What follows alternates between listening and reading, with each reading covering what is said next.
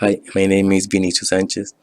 We had a small conversation last week about ES6, and there were some questions you had that I promised I was going to spend a little bit more time explaining and talking about them in greater detail than what we could do at the lecture with the time we had. So now I have for you this presentation, and I have for you a few more code samples that I think are going to solve every questions you had.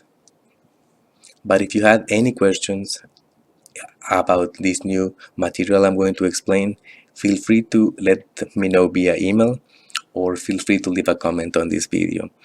This video is going to be unlisted, so you're going to be the only ones with access to it, and I'm going to make sure to answer every question you have. Okay, so you had two main questions about ES6 and the content I explained. The first one was let variables in for loops, and the second one was using this and how this was behaving when we changed from normal functions to arrow functions. Now let's start with the first one, which is let variables in for loops. For that I have a code sample. I hope you remember this code, how we had this for loop, and we were making a new function in every iteration of the for loop. But since we were running these functions after the for loop was over, and the value of I after the for loop is over was going to be 3, once we execute the functions, all the buttons are going to display 4. And I show you how we can solve this problem by changing var to let over here, because let is going to create a copy of I in every iteration of the for loop. So we can see this behavior over here. Now, I was going to show you another way that we could have accomplished this, and what I did is I made a new variable called temp, which I assigned the value of I, and then I'm using I over here. I'm using temp over here instead of I, right? So when we press these buttons, we were not getting the behavior we were expecting, and I want to spend a little bit more time covering why. So this var variable over here, if we remember, the scope of this variable is going to be the enclosing function, and the enclosing function for this line is until here. From here, this line over here, I'm highlighting, until this line over here. And what we are actually looking for in order to solve this problem is a scope that only exists inside these lines. So we can do this as easily with var. But if we change this for let, we will see the right behavior. 1, 2, and 3. Why? Because this let is making a new scope that only exists inside this block. Now this was one way we could have solved this problem. Now there is another way that exists only for var without let. I'm going to show you this because I want you to be aware of this technique. You might find it useful in your internships, or you might see code that uses this technique, and you might also see it on the internet. But I want to recommend you that you use let to solve this kind of issues instead of the technique I'm going to show you just now. The technique is called IIFE, which stands for immediately, I hope this is spelled correctly, invoke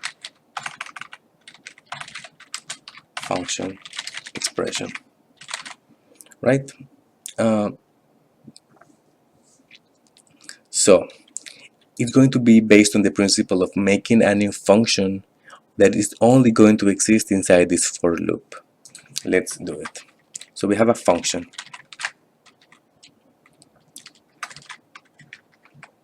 and I'm going to copy all the code I have inside my new function. Now What I want to do is I want to execute this function as soon as possible, as soon as it's made.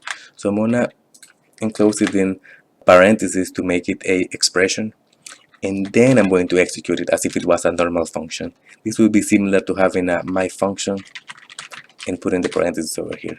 This is the parentheses we are using over here. Okay, so what I've done is I have a function that is going to create a new scope for this var over here only inside the for loop. It's the same principle, but the syntax is a little bit more complex. So let's run it. We have 1, we have 2, we have 3. Right? So what I'm going to do is I'm going to make a copy of this code so that you see it once you examine this code. But I want to comment all of this. I want to comment it, and I'm going to give you also the name so that you know what to look for. And now I'm going to take this code again and I'm going to make it back to the old version of the code.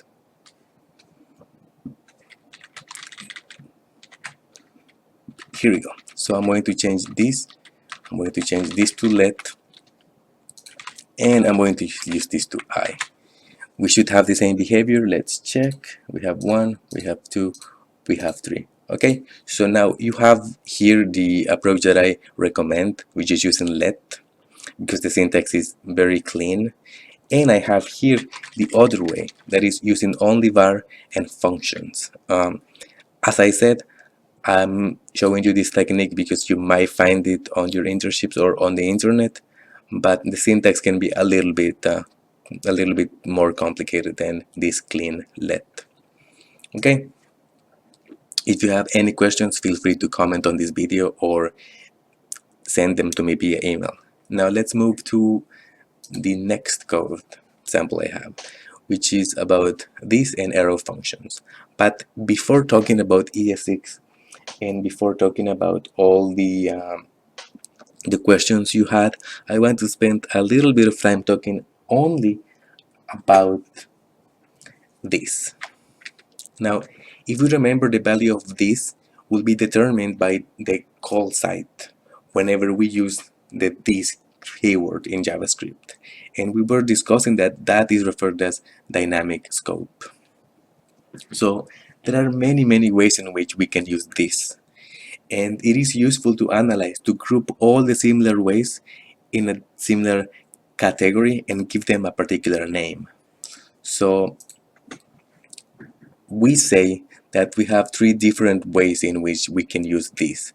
There are a few more ways of using this, but that are not common, and these are the main 3 you're going to find while you're browsing the internet or while you are working on your own JavaScript code. So we have default binding, we have new binding, and we have implicit. Now we use the name binding because the value of this is not known, and the engine has to look for any object or any value that is going to associate and bind to the name this. That is why we use binding. So let's start with the default one. Okay, in the default value of this, we're going to resolve this to the global scope, and we're going to make it point to global variables. What's important to remember about default binding is that it's going to be available only if we don't use strict mode in our JavaScript files. While, because strict mode disables access to global scope directly from this. So I have a new code sample for you. Let me save this one and close. Okay. So we have, I'm going to use the default values over here. So I have this function, it's a global function, and I'm going to call it. So now if we see the console, you see that I have I'm a global variable called from global function. This is what I have over here. Now, why do I have this value? I have it for two reasons. First, because strict is not enabled. And second, because I have a global function called message that contains I'm a global variable. Okay? So this is why I'm having this value while I use this dot message. Now I'm gonna use the same right afterwards.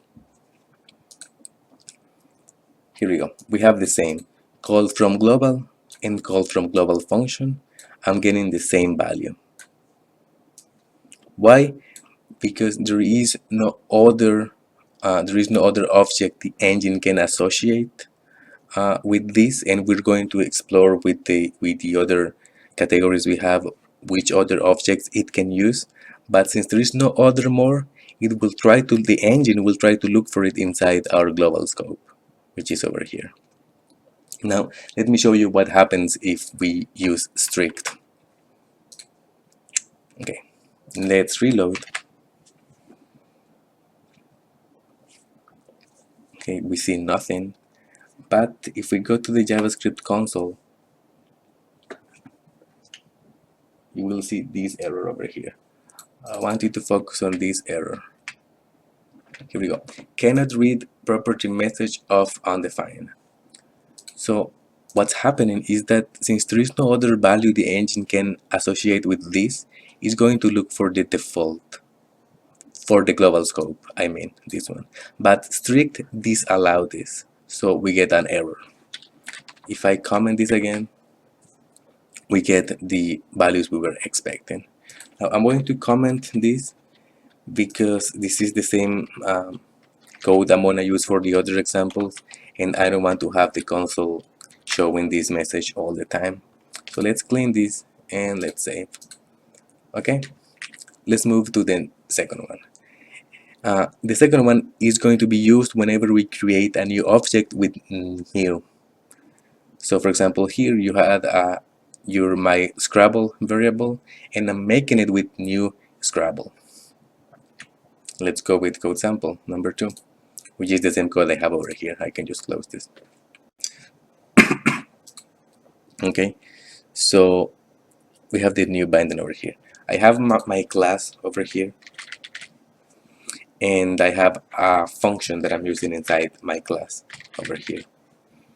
Right now, whenever I create a new class with new over here, the engine is making sure to do two things amongst many things, but the two important things that we care about are these ones. First is making a new object and assigning it to this created with new variable. And second is making sure that every time that I use this inside the constructor or inside any function on my class, that this is going to resolve to the new object that was made. So here this one is going to resolve to this one, and this is going to resolve to this one as well. So that is why how we simulate classes inside JavaScript. That's because the new keyword is having a particular value for our this and all the objects we create with this. So if I use these with classes, you'll see that I'm a variable inside my class, which is this message I have over here, called from my class.prototype.show message, right? So this is another value of this that is determined on how we call it, because we are calling it from an object made with this. But you know that I'm sorry, in this one we are calling it from an object made with the new keyword, not with this, with new. But you know that new is not the only way that we can create objects in JavaScript. We can also create objects directly with var, and I want to show you this over here. Here I'm creating a new object without using this, just by having this syntax you have been used before, and I'm sure you have seen before in the past. And then I have this function over here that is independent on this object. That is how, when we use implicit binding, We use implicit binding when we have an instance that wasn't created with new, and then we use these inside any functions inside this instance. I want to also cover the scenario in which we have an object inside an object, and in this case we only care about the last object, the one that is right before the function we are calling. Should be this one in this case, right? Okay, so let's go to the code sample we have over here. I have this object that has a message inside called I'm a variable inside my object, and then this function is defined outside my object, but it's also added to the object using the same name. So let's first call the message just without any object. Let's call it with, and let's press this button over here. So if you see, since there is no object associated with show message, and there is no other value that this can have, we're going to go back to the default value, and JavaScript is going to look for any variable inside our global scope. Right, now let's comment this again, and let me show you this one. So I'm calling show message from my object, and my object has a variable inside. So when I press this one, I'm going to see I'm a variable inside my object, which is this message we have, this message we have over here, called from show message. So I'm calling in these two instances, I'm calling the same function. What changes is that here I'm calling it from inside my object, and here I'm calling it outside, and that's what gives us a new value of this. We call it implicit binding. Okay, now that we have explored all these bindings, I want to tell you which one is more important. The engine is going to first try to use the new binding, then it's going to try to use the implicit binding, and finally it's going to try to use the default binding. So the default is going to be the one the engine is going to use when there is no other alternative. And usually we don't want to find ourselves in a situation in which we are relying on the default binding, because the default binding is only going to be available if we are not using strict mode. And anyways, relying on the global scope is not a good practice, because since it's global and almost everything has access to it, it is really easy for us to change variables by mistake. Now that we know all the three bindings we have in JavaScript for this, I want to also make a small comment about jQuery and other libraries that like to change the value of this. So let's take a look at the same code sample we have. So here we go. jQuery likes to change the value of this to whichever element triggered an event. Here I think I didn't spell this correctly. It should be from. Okay. So here what I'm doing is I'm using console.log this, and then console.log message, right? And we see that this value is undefined. It's undefined even though we are expecting, since we are in no other function, we are expecting this value to go back to the default binding and to use this I'm a global variable, but that's not being used. Why? Let's go back to our console. Here we go. So here is the value I'm printing. I'm printing undefined, called directly from document.ready. And then one line before, let me show you over here. Let me find this. Okay, here we go. One line before I print console.log this, I'm printing the value of this. And if you can see, the value I have of this is the HTML, the document itself. Why? That's because I'm inside a function that is bound to this event over here, document.ready. So jQuery is going to change the value of this inside this function to point to whichever element triggered the event. But if I go to my same code, this is the same code I was looking before, and I call an inner function that hasn't been touched by jQuery in any moment. Here we go. Let me clear the console again so that we can see it without any issues, and let's reload. Okay, we see that I'm a global variable called from inner function, which is what I'm doing here. We go back to the default binding because we don't have any object, we don't have anything with new, and we haven't made any object with var. It's just a normal function. That means it's going to use the default binding, but we can access this default value because that function hasn't been touched by jQuery inside any event. So I wanted you to make sure that you have in mind that jQuery and any other library can change the value of this. So if you are having some behavior that you're not sure what can be the reason behind it, always remember to check if your libraries are changing the value of this. Now we can go back to ES6 and we can go back to the questions you had. So you had these questions about lexical scope versus dynamic scope. And if we remember, dynamic scope is going to be changing depending on how we call our functions. And we saw that in the previous examples I have, when we were basically calling the same function, but we were having different results, even though we were calling the same function.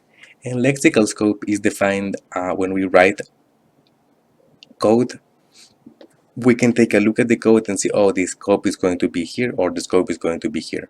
I'm going to show you an example of that one. That's going to lead us to how this is changing the behavior of arrow functions. I have the last code sample. Okay. So remember that we have this code, and I show you how just changing from arrow function to a normal function or vice versa was not as simple as just changing them, and that we had to first think about how the value of this was going to change. So here in this line, this is the line where you asked me why this was happening, why it was changing. And it was changing because if we examine our rules,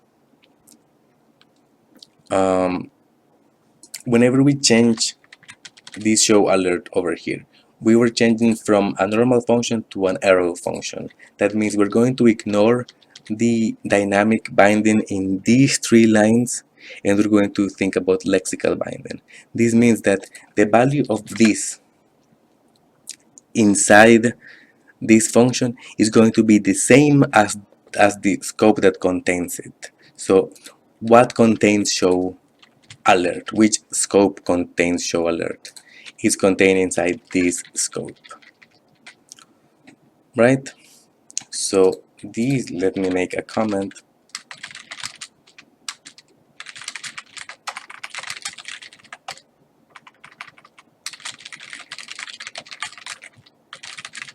Okay, this is the containing scope for lexical binding over here.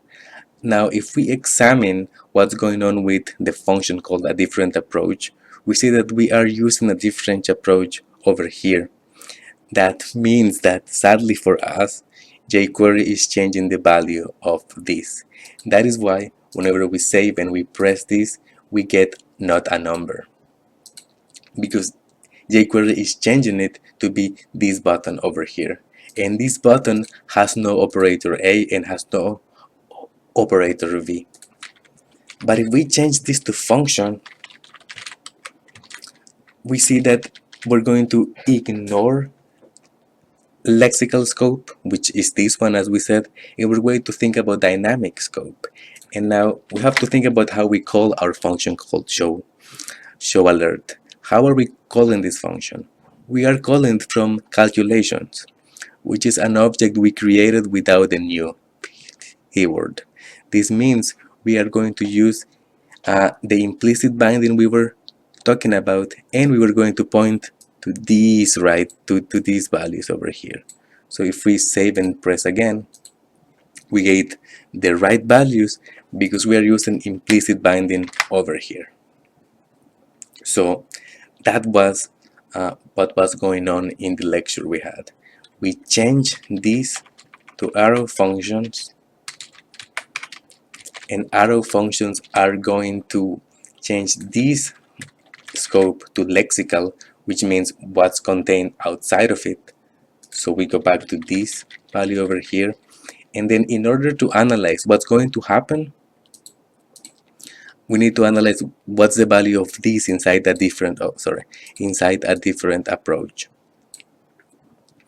And the value of this of a different approach is being changed by jQuery. That's why it doesn't run.